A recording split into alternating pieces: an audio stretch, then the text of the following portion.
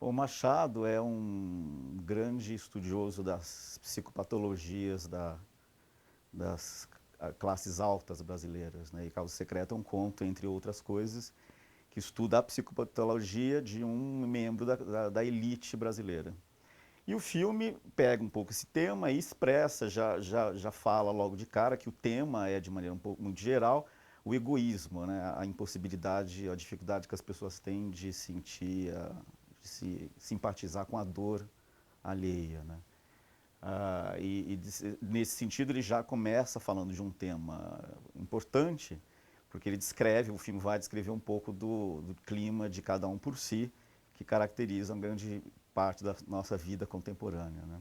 Só que como ele trabalha com tipos, né, ele não tem preocupação de fazer um desenvolvimento profundo da psicologia dos personagens, expressar os problemas individuais de cada um, ele trabalha basicamente com tipos, né? Então a gente tem lá a atriz negra que não consegue fazer papel importante, só faz papel de empregada, tem o ator que fica mais ou menos vomitando clichês da esquerda, um tipo de análise meio rastaquera dos problemas do Brasil, e fica o tempo inteiro reclamando, fazendo discursos pseudo-marxistas.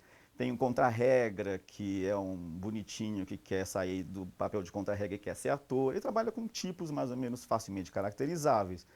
E, portanto, a vantagem desse tipo de método é que ele sugere que o espectador não deve procurar a causa desse egoísmo na personalidade dos personagens, né?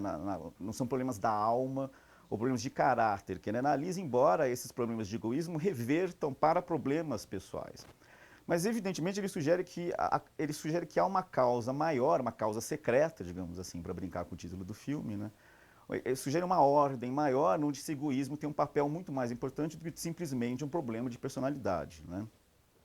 E talvez um jeito bom de começar a descrever o que seria essa causa secreta é pegar logo o começo do filme, né? A primeiríssima coisa que aparece, que é a voz do Gil Gomes comentando um caso, né? Um assassinato num boteco de São Paulo. E o título, essa coisa do Gil Gomes já sugere um tema do filme, que é o aproveitamento que a indústria cultural faz da miséria e da pobreza das pessoas e transforma em mercadoria. E mercadoria rebaixada, porque na verdade o que o Gil Gomes faz não é nenhum tipo de reflexão crítica sobre a pobreza, ele simplesmente transforma dados da miséria brasileira em clichês melodramáticos, fórmulas requentadas e meio vagabundas. Essa preocupação do Sérgio Bianchi, que vai dar no Quanto Vale por Quilo, que talvez seja o grande filme dele que estude essa questão, localiza, portanto, logo de cara essa questão de como que a miséria acaba sendo transformada em algo lucrativo para uma ordem social injusta, né? E ele vai além desse tema do egoísmo como uma coisa ampla, e localiza muito bem, e localiza principalmente quando ele enfoca o principal contexto do filme, que é o ensaio dos atores fazendo a peça, né? E daí ele vai fazer, na minha opinião, um estudo sobre a ideologia da arte e como que essa ideologia da arte alimenta a indústria cultural, né? E, curiosamente, ele vai mostrando, para descrever o que eu chamo de ideologia da arte, né, que os atores que fazem o papel lá na peça da Causa Secreta são atores que estão muito próximos das vítimas da exclusão brasileira, muito mais próximos do que eles próprios imaginam, né? Então tem lá eles almoçando num boteco um pouco meio vagabundo ali no centro de São Paulo. Depois há uma cena muito curiosa onde uma das atrizes, a menina negra, é mostrada em casa, né? E a mãe aluga quartos para dezenas de hóspedes, e um hóspede se tranca no quarto, não quer sair, tem uma confusão, tal. Então, de fato, a precariedade da vida desses atores é muito explícita, né? E, além disso, a integração desses atores no mundo do showbiz é muito remota a possibilidade de que eles se integrem, né? Quer dizer, nenhum deles tem um tipo desejado pela indústria cultural e, na verdade, são atores, quer dizer, eles fazem papel de atores fracos, né? É uma companhia que não se destaca muito pela qualidade dos atores. Embora isso não quer dizer, da minha parte, uma avaliação do papel dos atores no filme. É claro que é muito difícil, né, para um ator fazer o papel de um ator ruim, né? Mas, enfim, os atores da peça são atores que não são muito bons e, portanto, eles não têm muita chance de integração no mundo do showbiz e da grande arte espetacularizada. No entanto, eles não se dão muito conta disso, né? Eles todos se acham artistas, não se veem muito como trabalhadores, a despeito, de novo, do fato de que o ritmo de trabalho e a intensidade do trabalho deles lembra e indica que eles são, de fato, trabalhadores, né, da indústria cultural, só que uma indústria cultural meio rebaixada, meio de segunda, né. E tem uma cena do filme que eu acho extraordinária, que é uma cena com a Cláudia Mello, num dos ensaios do filme, né. Ela está lá falando uma frase, está muito quente, nós acho que podemos ir à praia. E o Renato Borg, que faz o diretor, fala para ela, não, mais intensidade. E ela faz exatamente do mesmo jeito, né? E ele para e fala, não, sinta o personagem. E ela repete do mesmo jeito. Ele reclama, não, você está numa situação limite. E fica humilhando a atriz na frente dele. E ela fica repetindo, um pouco sem saber muito o que está fazendo, de maneira mecânica, repetitiva, sem entender muito o que é para fazer. E como a cena não é filmada em campo contra campo, o que acontece ali é que ela não tem direito muito à réplica, né? Ela nunca responde para o diretor, ela se submete ao trabalho autoritário dele, né? E ali está colocado de maneira muito econômica, eu acho, essa coisa do trabalho repetitivo, sem sentido, abstrato, autoritário, humilhante, que faz com que esses atores todos de fato estejam no campo dos trabalhadores, embora, como eu disse, eles não se percebam como trabalhadores, né? Bom, o que acontece é que o filme avança e vai mostrando que o método de trabalho do ensaio da peça é ainda mais cruel, porque ele reproduz basicamente todas as características do trabalho contemporâneo, né? Então, como eu falei, é um trabalho repetitivo, um pouco sem sentido para vários dos atores. Eles começam a mimetizar na relação entre eles as piores qualidades da sociabilidade brasileira, né? São autoritários, tenta mandar no outro, tem uma hierarquia muito brutal, onde o contra-regra acaba virando uma vítima de quase todo mundo, né? Apanha de praticamente todo mundo, leva bordoada, torta direito. Há uma divisão do trabalho rígida, né? Quer dizer, o diretor está mais preocupado em resolver problemas burocráticos do que com problemas teatrais ou artísticos ou históricos, né? Os atores meio que cada um faz uma coisa, sem se preocupar com o trabalho de equipe. A cenógrafa fica numa trip um pouco individual, pensando em como que ela vai fazer o cenário. E ela tem tendências um pouco vanguardistas, que parece que não tem muito a ver com a peça. E quando ela pede ajuda do diretor, ele fala que é um processo, que ele não quer dizer como que é para fazer. E há vários atritos entre eles, né? De maneira que toda a relação deles vai reproduzindo, de fato, um certo microcosmos da atividade econômica brasileira baseada na repetição, trabalho alienado, na divisão do trabalho e na intensa competição, né? E, como eu disse, nenhum deles parece dar muito conta disso. E quando saem para a rua para fazer a pesquisa teatral que eles querem fazer, visitando asilos, e observando um pouco da miséria brasileira, a reação deles é uma reação distanciada, no pior sentido, né? Eles reduzem tudo a clichês dos mais banais, né?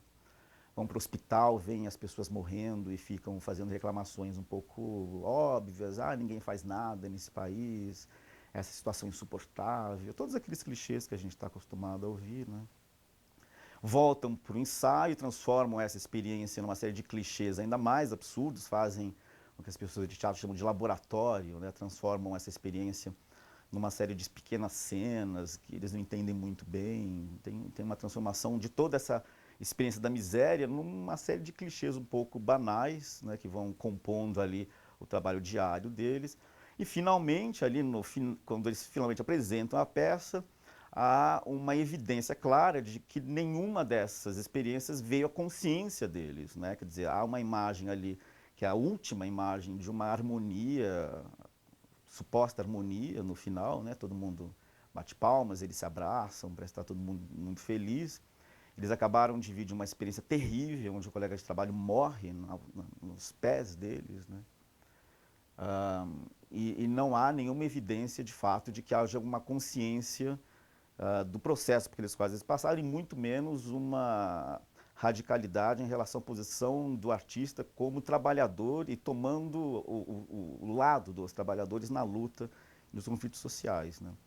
E esse final mostra em chave um pouco crítica, eu acho, essa ideologia de quinta categoria das pessoas que falam que a arte, na verdade, supera tudo, que o importante é o artista, é a arte. Você mostra que para se fazer arte desta qualidade, que nem é tão grande assim, que é o caso da peça de teatro, né? Há muita baixaria que é posta por baixo do tapete, de modo que a harmonia que se vê é uma mentira, né? Um apagamento da experiência social e dos atores que nunca passa para o público. Um dos clichês dos opositores dos filmes do Sérgio Bianchi é de que ele é cínico, de que existe um niilismo, de um enorme cinismo, que ele não acredita em nada. Acho que, na verdade, não é exatamente isso que acontece, quer dizer, ele mostra uma sociedade onde todos os laços sociais estão em desagregação e mostra em chave crítica. E tem, de fato, um certo confronto com o espectador, né? Tem uma tentativa de afrontar todas as qualidades do trabalho bem feito, que é a característica da indústria cultural mais tacanha, né? O acabamento, as fórmulas industriais de produção de filmes e tal, que, por sinal, são todas aquelas que as pessoas elogiam no cinema brasileiro contemporâneo, né? Então as pessoas dizem, nossa, o cinema brasileiro cresceu muito, a fotografia é extraordinária, né? Que acabamento bom, então, que são, na verdade, questões de carpintaria que servem para inserir o cinema nacional recente no mercado sem muita preocupação com nada além do seu lucro, uma vez que ele esteja inserido no mercado, né? E, de fato, os filmes do Sérgio incomodam muito porque eles entram nesse corpo a corpo com o espectador e é sempre muito mais sofisticado do que parece, porque na cena do rato, por exemplo, que é uma das cenas mais marcantes da Causa Secreta, né, onde um dos atores faz em cena, no ensaio, a tortura do rato, há uma ambiguidade ali que é muito curiosa, porque de um lado a cena é realmente grotesca e há muitos espectadores que nem conseguem assistir a cena, porque ela é realmente muito forte, né? E de outro, o filme se alinha um pouco com essa espetacularização da dor, de maneira crítica, eu acho, né? Quer dizer, é quase como se ele fizesse um Gil Gomes mais radical, né? Como se ele próprio dissesse, eu, filme, também sou parte desse contexto, né? Quer dizer, o filme não é algo que vê a sociedade brasileira de cima e dá lições de moral, dizendo como deve fazer ou não deve fazer. Ele também se insere como se ele próprio falasse, eu também transformo o horror e a miséria e a dor em algo vendável. Então o filme fica transitando nesse meio termo entre a sua própria categoria, seu próprio estatuto de mercadoria e também o desejo de fazer com que essa mercadoria entre no mercado, que é o destino dela, mas ao mesmo tempo entre de maneira incômoda, né? Cause no espectador que quer um filme edificante um certo choque de reconhecimento.